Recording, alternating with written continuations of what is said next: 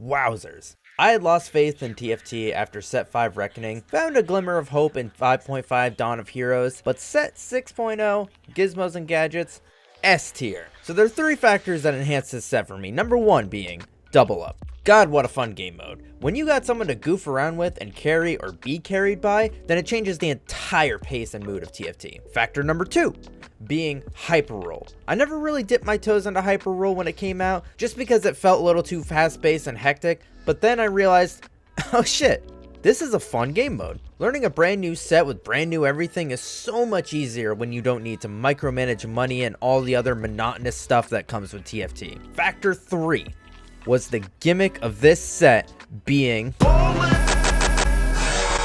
so many cool ideas and game-changing benefits for your team. Phony frontline straight from Set 4. Celestial Blessing gave your team life steal just like the Celestial Synergy from Set 3. My personal jam making a comeback with Woodland Charm, taking the Woodland Synergy from Set 2 and applying it to your highest health unit, creating a copy of them. It's a good ass set, my guy. Those are just some niche ones for any comp, but there are specific ones.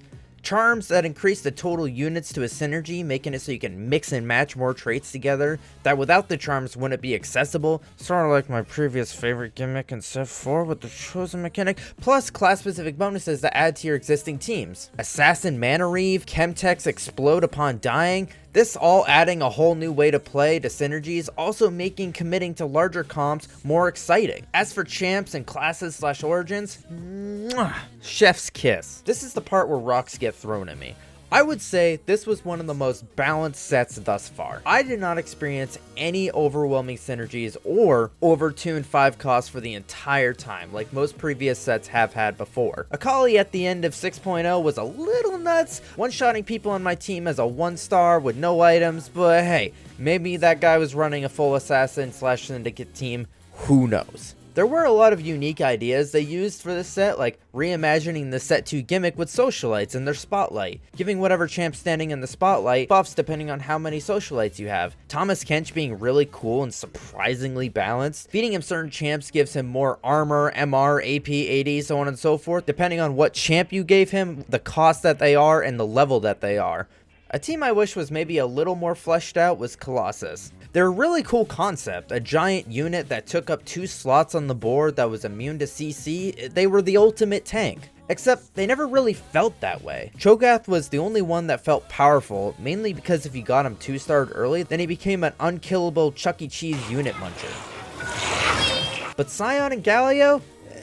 Gonna get a solid meh from me. Sion maybe would have been more engaging if you went into passive and just started whacking people, or maybe kicked a unit into another unit, stunning them like his E does. Galio was fine, just he didn't seem to make too much of an impact in my games, even with his giant knockup. Those are pretty much my only criticisms of this set, so overall, I had a great time.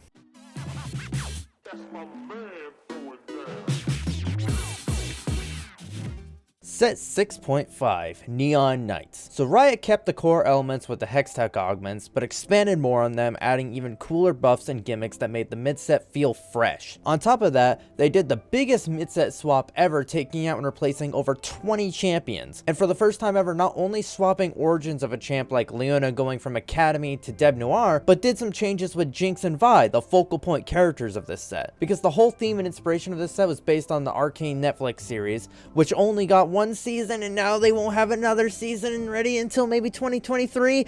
I'm not upset. So now they are leaning more into just the Piltover Zon theme with Neon Knights. Anyways, Vi, more specifically, was the biggest change Riot has done to a unit in the mid-set swap. She not only got an origin swap and a splash art change, but she also received new abilities and a rarity / price change.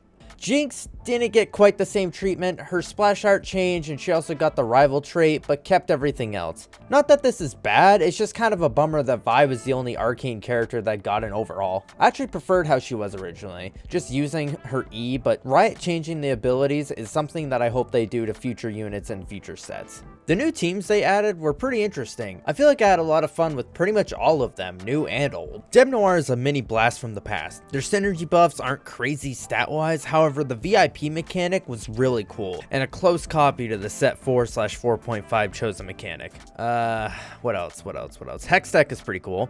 They became more powerful, granting Hextech units shield and damage as you got more augments. Kinda like Clockwork, but in a more meaningful way. It definitely feels like they focused in on these big interesting synergies, and fleshed out the smaller ones to make them more accessible for your team.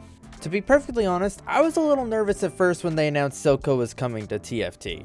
Because I thought originally that when he came to TFT, he would also be like a League of Legends unit, and I just didn't like that idea. But when I found out that he was going to be a TFT exclusive, that changed everything.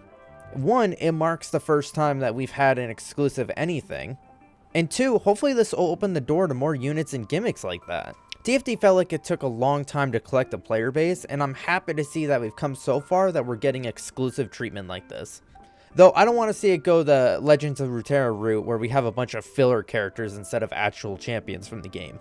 That works for a card game, just not auto chess where there's a limited amount of units to fill in the slots. I'd say for this mid set, my only complaint isn't even anything to do with the set itself. I just would like to see a change in how Riot approaches set pass challenges. Stuff like Field of Vagar or 3-star Colossus champion. I don't dislike the concept of asking you to play different teams as a challenge. However, it doesn't feel like a personal challenge, but rather a spin the wheel game. This method without fail caused pandemonium every time because every player for weeks on end are all trying to run the same team over each other. It almost boils down to just waiting until the end of the set to do them because you can't possibly out RNG 7 other people also trying to 3-star Cho'Gath. If Riot just made a bunch of challenges all within the same degree of difficulty and randomly distributed them to people, then it would eliminate or at least alleviate the issue. I know this is utopian ideas, but honestly, it doesn't seem difficult to execute. Set 6.5 Neon Knights, also an easy S tier for me.